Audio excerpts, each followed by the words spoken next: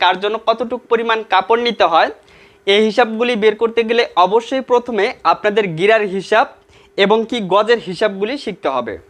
এখানে আমি এক গিরায় কয় ইঞ্চিতে হয় বুঝিয়ে দিয়েছি। দেখেন এক গিরা অর্থাৎ 2 ইঞ্চি 2 দাগ, এইখান থেকে দেখেন ইঞ্চি টেপ, এখান থেকে 2 ইঞ্চি, এরপর 1 2 এরকম দুইটা দাগ নিব, তাহলে হবে এক গিরা। এরপর দেখেন 2 গিরা অর্থাৎ 4 ইঞ্চি 4 দাগ, তাহলে এইখান থেকে 4 ইঞ্চি নেওয়ার পর 1 2 3 4 এরকম 4টি দাগ নিব, তাহলে হবে 2 গিরা।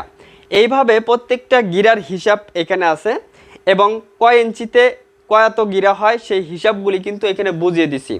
এই পাশে দেখেন 8 গিরা অথবা 18 ইঞ্চিতে হয় 8 গিরা, 8 গিরাতে হয় হাফ গজ। এরপর আপনার দেখেন 12 গিরা অর্থাৎ 27 ইঞ্চিতে হয় 12 গিরা এবং 12 গিরাকে 1.5 গজ বলা হয়।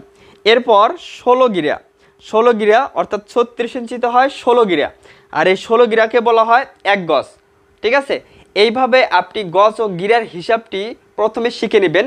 এরপরে আমি